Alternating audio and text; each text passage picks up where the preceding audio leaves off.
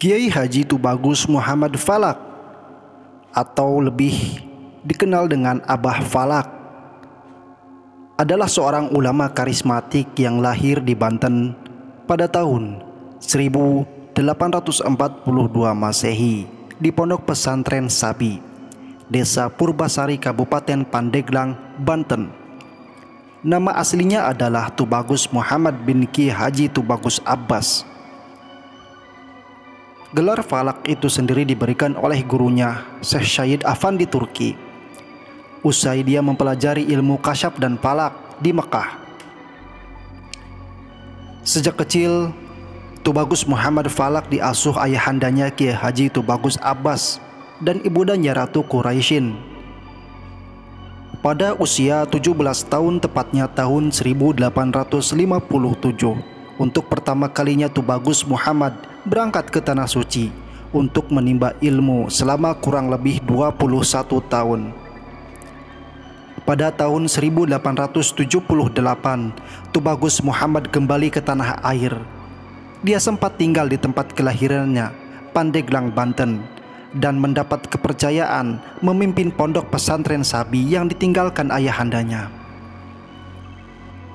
Tetapi seperti perjalanan seorang mubalighin pada umumnya, aktivitas dakwah dan tablignya untuk menyebarkan dan menciarkan Islam tidak akan terhenti sampai di sana. Sebagai wujud untuk mengembangkan dan mengamalkan ilmunya, sejak tahun itu beliau mulai melancarkan aktivitas tablig dan dakwah secara estafet, dimulai dari daerah Pandeglang, Banten, hingga sampai ke Pegentongan, Bogor. Salah satu karomahnya adalah saat ingin mendirikan pesantren Al-Falak di daerah Pagentongan, Desa Gunung Batu, Kecamatan Ciomas, sekitar 9 km dari pusat kota Bogor, Jawa Barat. Dia mendapatkan tantangan dari para dukun yang bermukim di daerah tersebut. Namun Kiai Tubagus Muhammad Falak dengan ilmu hikmah dan karomahnya mampu mengalahkan para dukun tersebut dan membuat masyarakat di Pagentongan percaya bahwa Allah Subhanahu wa Ta'ala lah yang maha kuasa dan penolong, sehingga mereka tidak lagi percaya kepada dukun. Setelah para dukun dikalahkan, sasaran berikutnya adalah para jawara kampung yang seringkali mengganggu kehidupan penduduk, terutama di malam hari dan di tempat-tempat terpencil, sehingga Kiai Tubagus Muhammad Falak yang faham dan menguasai ilmu tenaga dalam mengajarkan wirid syaman kepada beberapa santrinya. Wirid syaman merupakan doa-doa yang berasal dari ajaran Syekh Syaman, disertai jurus dan gerakan-gerakan berkeliling dan maju, dilakukan oleh laki-laki. Dengan wiridan ini, para santri mempercayai seperti mendapat tambahan kekuatan jasmani dan keberanian untuk menghadapi lawan dan pergulatan. Bekal ilmu kanuragan berbasis spiritualit yang kemudian membuat para santri mampu mematahkan gangguan dari para jawara tersebut. Masyarakat merasa tertolong dengan adanya bantuan dari kiai yang merupakan seorang mursyid dari Thariqah Qadiriyah wa Naqsabandiyah ini. Dengan demikian, tumbuhlah pengakuan dari masyarakat terhadap kelebihan Kiai Haji Muhammad Falak.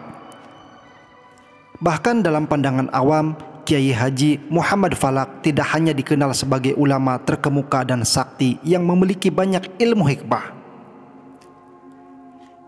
Di Pagentonganlah Tubagus Muhammad juga mendapatkan seorang istri yang bernama Siti Fatimah.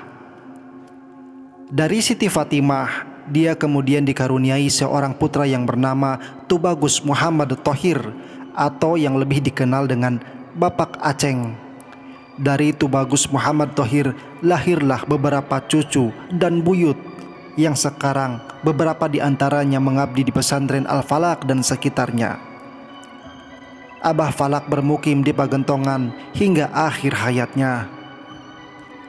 Abah Falak merupakan seorang ulama yang karismatik di mana sejumlah ulama besar termasuk para habaib di Nusantara memberikan pengakuan bahwa dia merupakan seorang waliullah. Hal itu pernah disampaikan oleh Habib Umar bin Muhammad bin Hud Al-Atos Cipayung, Habib Soleh Tanggul, Jawa Timur, dan Habib Ali Al-Habsi Kuitang, Jakarta.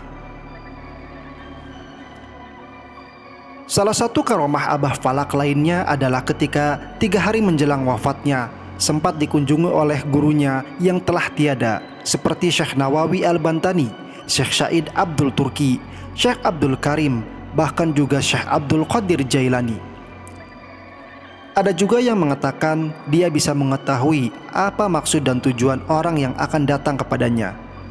Selain itu diterangkan pula bahwa Abah Falak sering melakukan perjalanan singkat antara Pagentongan ke Banten yang dalam hitungan menit. Selain ahli falak, Abah juga seorang ahli zikir dan tarekat. Setiap harinya Tubagus Muhammad tidak pernah lepas dari tasbih. Bahkan Abah Falak selalu mengingatkan supaya mulut kita jangan sampai kering, tetapi harus basah dengan zikir, membaca istighfar dan sholawat Nabi. Abah Falak termasuk ke 130 tahun. Abah Falak dimakamkan di area komplek Pondok Pesantren Al-Falak yang tidak jauh dari Masjid Al-Falak. Hampir seluruh ulama dan habaib termasuk masyarakat di tanah air banyak yang ikut mensalatkan dan mengantarkan ke tempat peristirahatan yang terakhir. Wallahu a'lam bishawab.